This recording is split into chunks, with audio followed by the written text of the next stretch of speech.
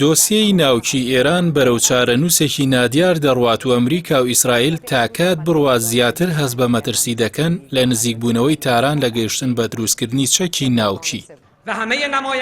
نزیکەی 4 مانگە ئیبراهیم ڕائیسی وەک سەرۆک کۆماری ئێران هەڵبژێردراوە، بەڵام تا ئێستا هیچ ئاماژەیەکی ڕوون لە ئارادا نییە بۆ دەستپێکردنەوەی گفتوگۆکانی ڤێننا کە لەبارەی گەڕانەوەی واشنتۆن بۆ ڕێکەوتنامەکە بەڕێوە دەچوو.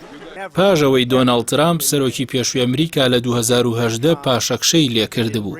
لە نوێترین هەواڵدا ئیسرائیل کە گەیشتنی ئێران بە چەکی ناوکی وەک گەورەترین مەترسی لەسەر قەوارەکەی هەژمار دەکات. بودجەیەکی نوێی دابین کردووە بۆ هێرشکردنە سەر بنکە ئەتۆمیەکانی ئێران و ڕێگری لە گەیشتن بە چەکی ناوکی. بە پێی هەواڵێکی کەناڵی 12 ئیسرائیل بڕی 5 میلیارد دراوی شکلی تەرخان کراوە بۆ ئەو مەبەستە کە دەکاتە بڕی 1 میلیارد و 500 میلیۆن دۆلار.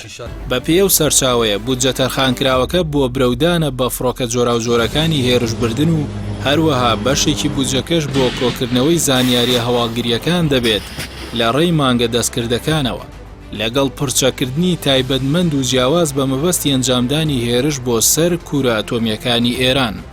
بە پێی زانیاریەکانی ئەو کەناڵی ئیسرائیل، دابینکردنی ئەم بودجێ دوای ئەوەیە کە لە چەند ڕۆژی ڕابردوودا سوپای ئەمریکا تاقیکردنەوەی چەکێکی نوێی بڵاو کردەوە کە توانای تێکشکاندنی ئامانجی ژێرزەمینی هەیە و کێشی هەر موشکێکی دەگاتە 5,000 ڕەتڵ و توانای هەڵتەکاندنی بنکە ئەتۆمیەکانی ئێرانی هەیە.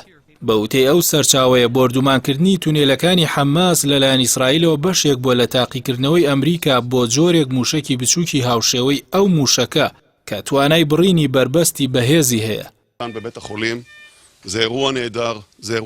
ئەفیف کوخافی سەرۆکی ئەرکانی سوپای ئیسرائیل لە لێدوانێکی پێشووی مانگی ئەیلولدا ئاشکرای کرد کە ئامادەکاریەکانیان خێرا کردووە بۆ کارکردن دژی بەرنامە ناوچەکەی ئێران.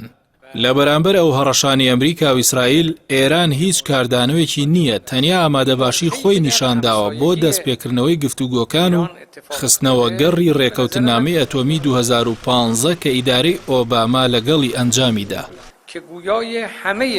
لەوبارەیەوە ئیبراهیم ڕائیسی سەرۆکی کۆماری ئێران ڕایگەیاندووە کە لابردنی سزا سەپێنراوەکانی ئەمریکا ئاماژەیەکی باشە بۆ دەستپێکردنەوەی گفتوگۆکان.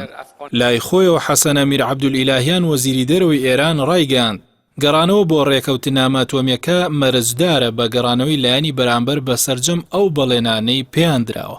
عەبدولئیلاهیان ڕەتی کردەوە کە دۆسەی گۆڕینەوەی گیراوەکان و زیندانیان پەیوەست بکرێت با وتوێژەکانەوە.